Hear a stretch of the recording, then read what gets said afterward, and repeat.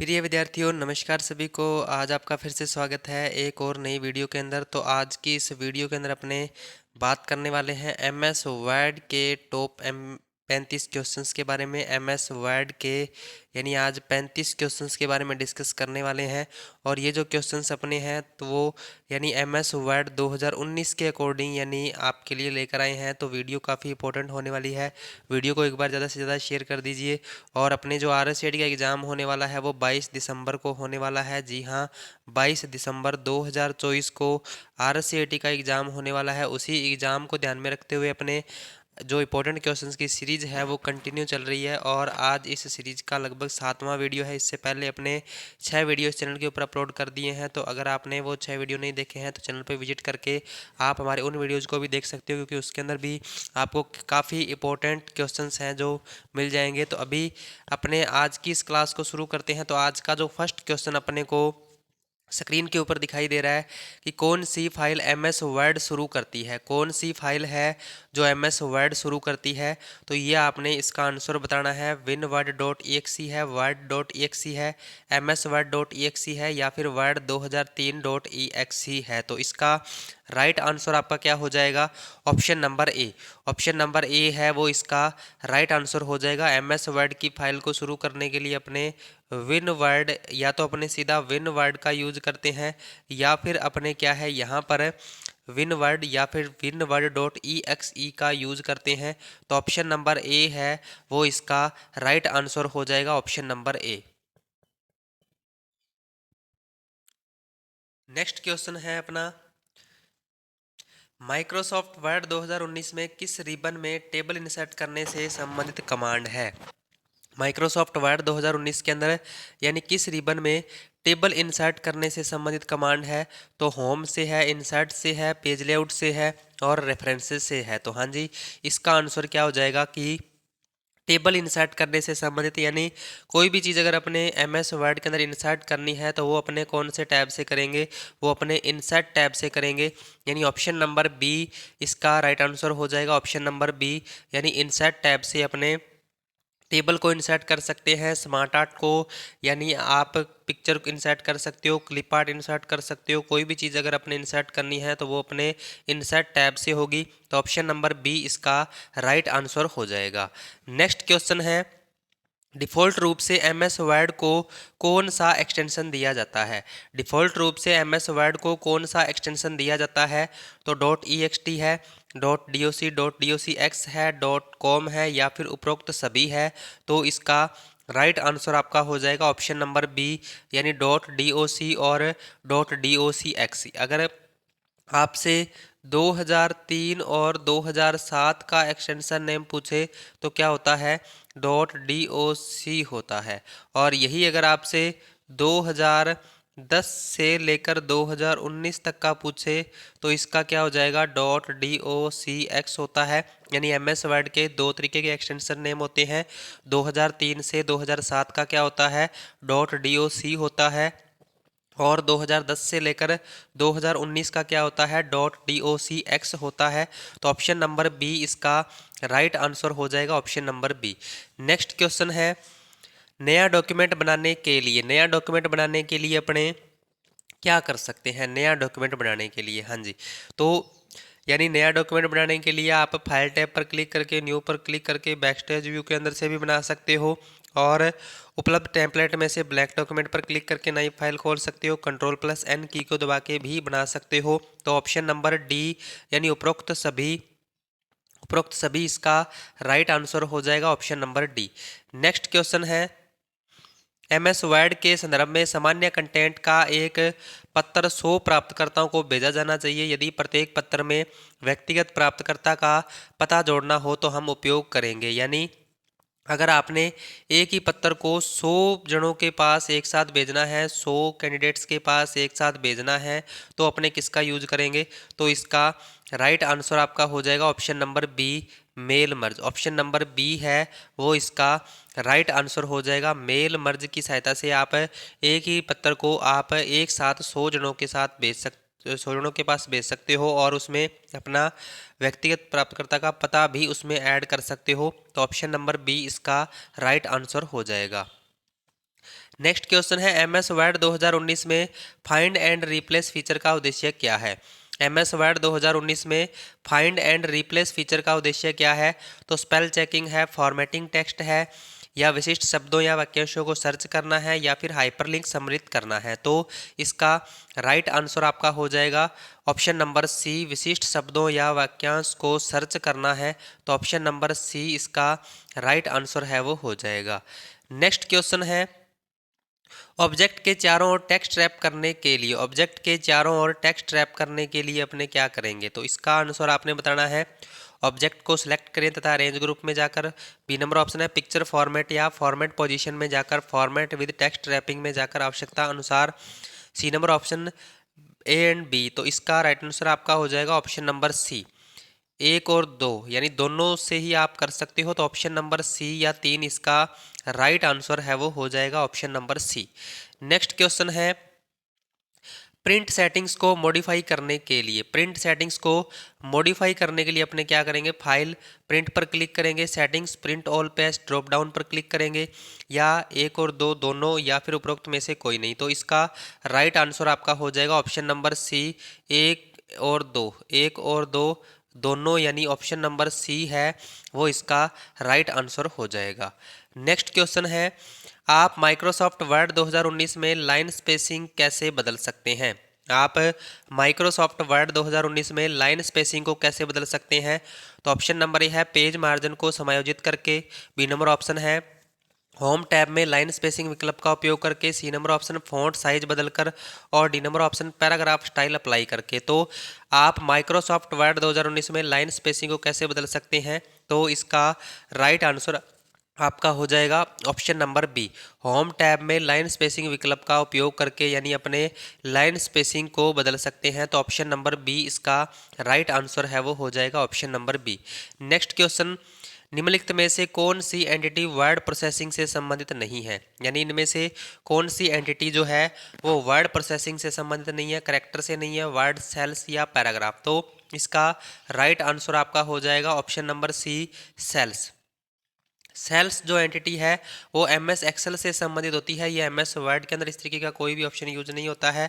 बाकी करेक्टर्स है, वर्ड्स है, पैराग्राफ है, तो ये सारे के सारे वर्ड प्रोसेसिंग यानी MS वर्ड से संबंधित है। एक अकेला सेल्स जो है वो अपना MS एक्सेल से संबंधित है। तो ऑप्शन नंबर सी इसका राइट आंसर हो जाएगा। और क्लास में आगे बढ़ने से पहले सभी से रिक्वेस्ट है कि क्लास को एक बार ज़्यादा से ज़्यादा शेयर कर दीजिए, ताकि जिन विद्यार्थियों का अभी RSAT का एग्ज़ाम होने वाला है उन तक ये वीडियो पहुंच सके। तो हाँ जी, एक बार वीडियो को ज़्यादा से ज़्यादा शेयर कर दीजिए।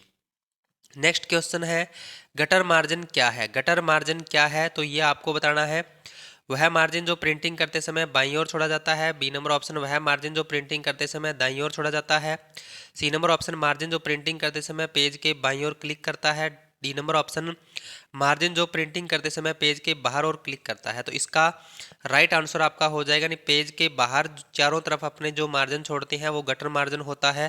तो option number D, option number D इसका राइट आंसर हो जाएगा। और गटर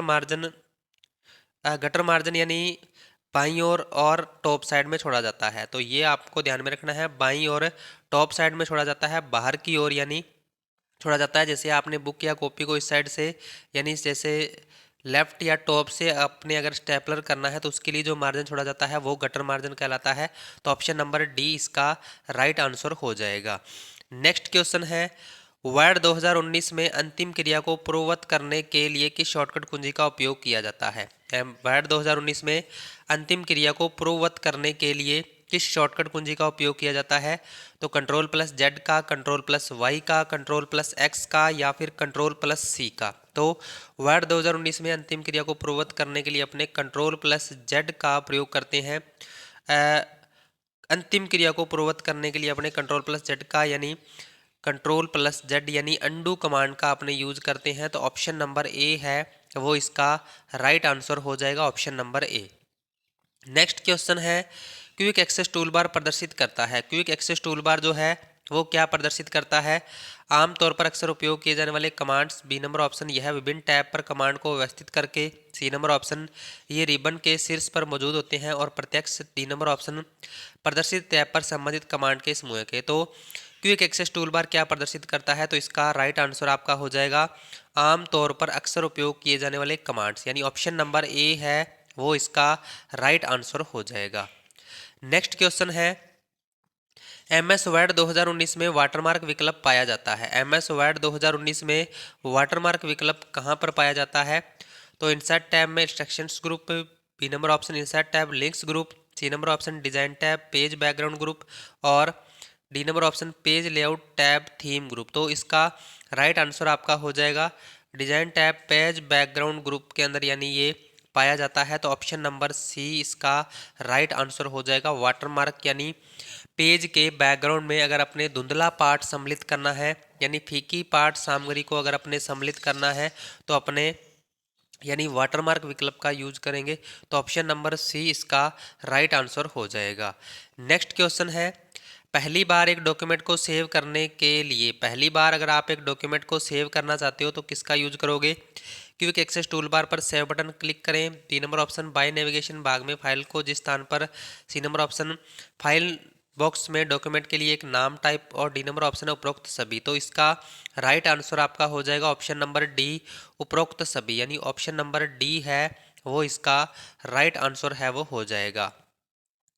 नेक्स्ट क्वेश्चन है, स्मार्ट आर्ट ग्राफिक कंटेंट को ऐड करने के लिए, अगर अपने स्मार्ट आर्ट ग्राफिक कंटेंट को ऐड करना है तो अपने किसका यूज करेंगे?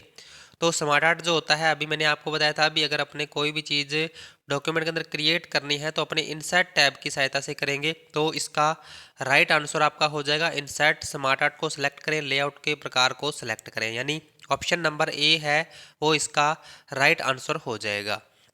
नेक्स्ट क्वेश्चन है, वर्ड रैप फीचर में, वर्ड रैप फीचर में क्या है? तो ऑप्शन नंबर ए है आवश्यकता पड़ने पर टेक्स्ट को स्वचालित रूप से अगली पंक्ति में ले जाया जाता है, बी नंबर ऑप्शन डॉक्यूमेंट के नीचे दिखाई देता है, सी नंबर ऑप्शन टेक्स्ट पर टाइप करने की अनुमति दी जाती है और डी नंबर ऑप्शन उपरोक्त में से कोई नहीं। तो वर्ड रैप फीचर में क्या होता है? तो यह यानी क्या करता है, यह आवश्यकता पड़ने पर टेक्स्ट को स्वचालित रूप से अगली लाइन में लेकर जाता है, यानी ऑप्शन नंबर ए इसका राइट आंसर है वो हो जाएगा, यानी ऑटोमेटिक लाइन को चेंज करने का काम करता है वर्ड रैप फीचर। तो ये इसका राइट आंसर आपका हो जाएगा option number A. Next question है, माइक्रोसॉफ्ट वर्ड 2019 में कौन सी सुविधा आपको दस्तावेज में किए गए परिवर्तनों को ट्रैक करने की अनुमति देती है? माइक्रोसॉफ्ट वर्ड 2019 में कौन सी सुविधा है जो आपको दस्तावेज में किए गए परिवर्तनों को ट्रैक करने की अनुमति देती है? तो डॉक्यूमेंट इंस्पेक्टर है, कमेंट्स है, ट्रैक चेंजेस है, कंपेयर डॉक्यूमेंट्स है। तो इसका राइट आंसर आपका हो जाएगा ट्रैक चेंजेस, यानी ऑप्शन नंबर सी इसका राइट आंसर हो जाएगा। ट्रैक चेंजेस की मदद से आप क्या है, दस्तावेज में किए गए परिवर्तनों को ट्रैक कर सकते हो। तो ये इसका राइट आंसर हो जाएगा ट्रैक चेंजेस। उसके बाद नेक्स्ट क्वेश्चन है, एमएस वर्ड 2019 में साइटेशन और बिब्लियोग्राफी बनाने के लिए रेफरेंस टैब में किस विकल्प का उपयोग किया जाता है? एमएस वर्ड 2019 में साइटेशन और बिब्लियोग्राफी बनाने के लिए यानी आपको रेफरेंस टैब में किस विकल्प का उपयोग किया जाता है?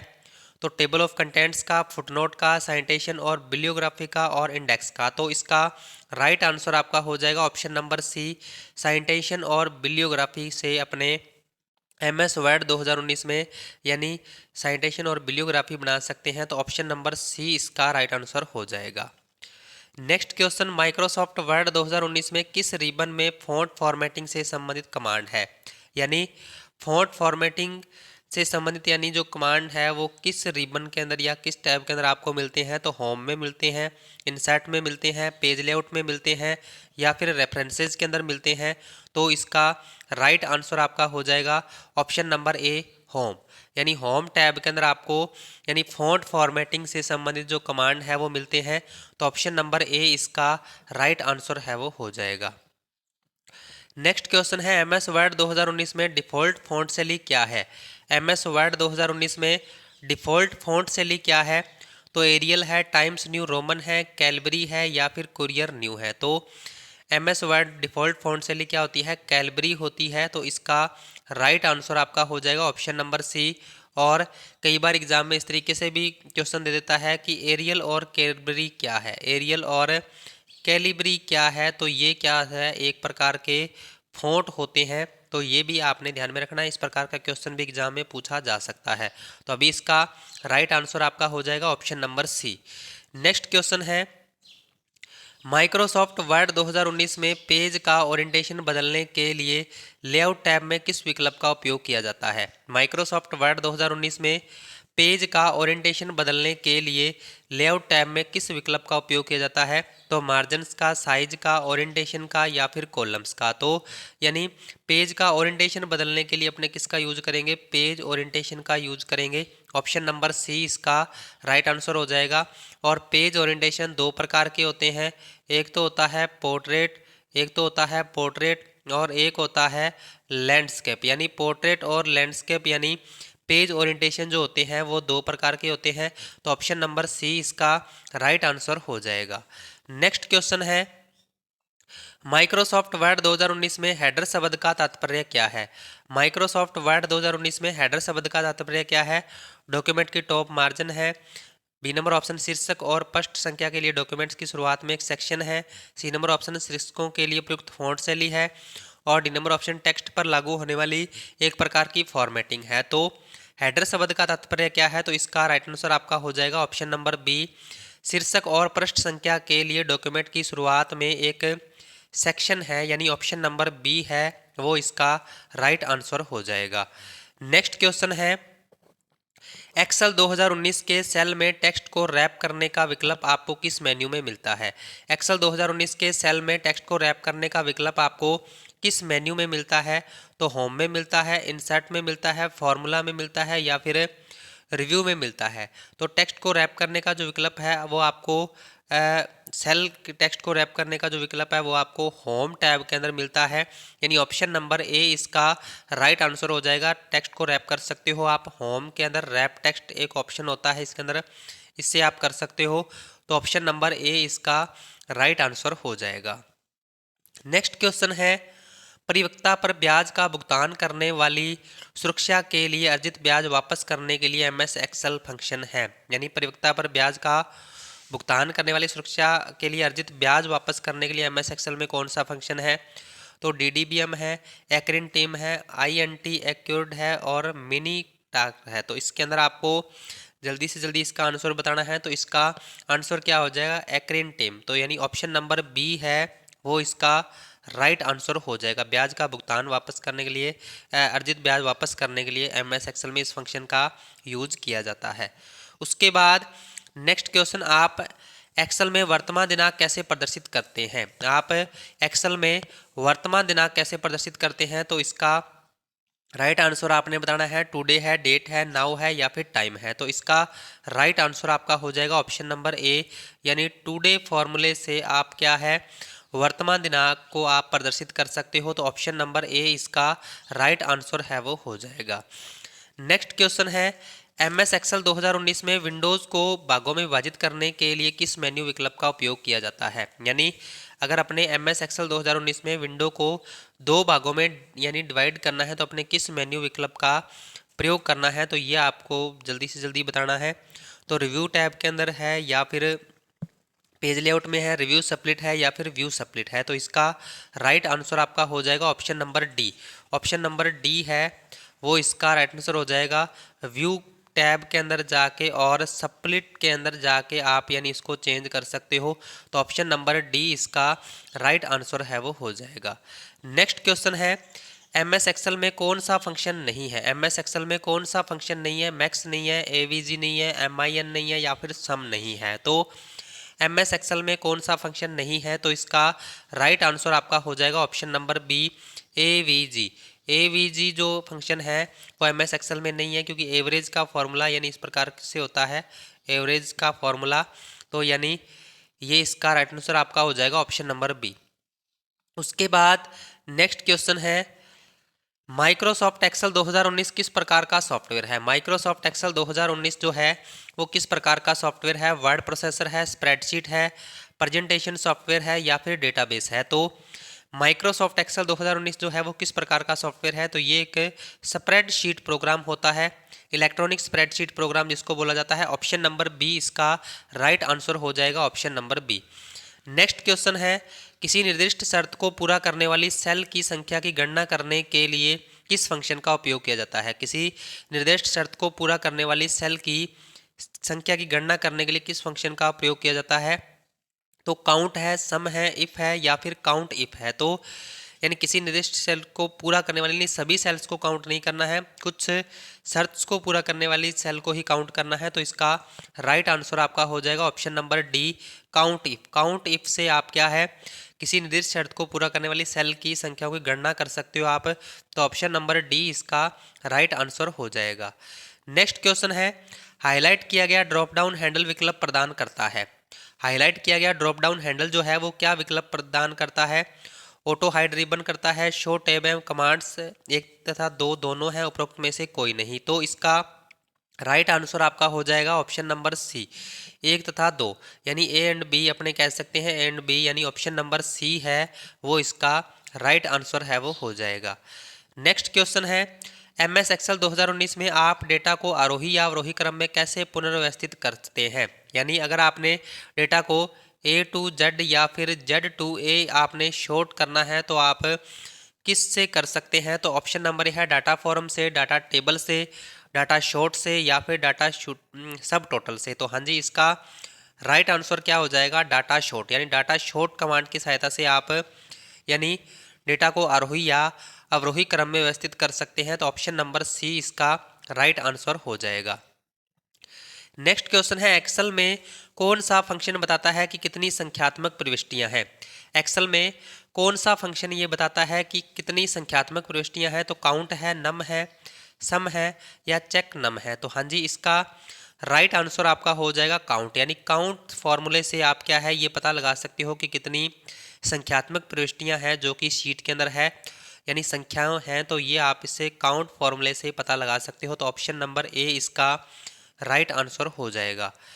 नेक्स्ट क्वेश्चन है, एक्सेल 2019 में किस श्रेणी में उच्चतम मान ज्ञात करने के लिए किस फंक्शन का उपयोग किया जाता है? एक्सेल 2019 में किस श्रेणी में उच्चतम मान ज्ञात करने के लिए किस फंक्शन का उपयोग किया जाता है? मैक्स का, मिन का, सम का या फिर एवरेज का? यानी उच्चतम मान यानी सबसे बड़ी संख्या ज्ञात करने के लिए, तो सबसे बड़ी संख्या ज्ञात करने के लिए अपने मैक्स फॉर्मूले का यूज करते हैं, यानी ऑप्शन नंबर ए इसका राइट आंसर हो जाएगा मैक्स। तो मैक्स फॉर्मूले से, और सबसे छोटी संख्या अगर अपने को ज्ञात करनी है तो अपने मिन फॉर्मूले से कर सकते हैं। तो अभी इसका राइट आंसर आपका हो जाएगा ऑप्शन नंबर ए। उसके बाद नेक्स्ट क्वेश्चन अपना, तो ये थे आज के कुछ इंपॉर्टेंट क्वेश्चंस। तो आज की इस क्लास के अंदर अपने 34 ही एमसीक्यूज को ऐड किया गया है। 34 एमसीक्यूज को आज की इस क्लास के अंदर ऐड किया गया है, जो कि पूर्णतः न्यू सिलेबस पर है। आज की इस क्लास के अंदर अपने एमएस वर्ड 2019 से संबंधित जितने भी क्वेश्चंस थे तो वो आज की इस क्लास के अंदर अपने ऐड किए गए हैं। तो वीडियो आपको कैसी लगी इसका फीडबैक आपने कमेंट में ज़रूर से बताना है, और इसी तरीके के कंप्यूटर के नॉलेज के लिए आपने हमारे चैनल को लाइक, शेयर एंड सब्सक्राइब जरूर करना है। तो अभी अपने मिलते हैं नेक्स्ट वीडियो के अंदर कुछ नए इंपॉर्टेंट क्वेश्चन के साथ। तब तक के लिए जय हिंद, जय भारत।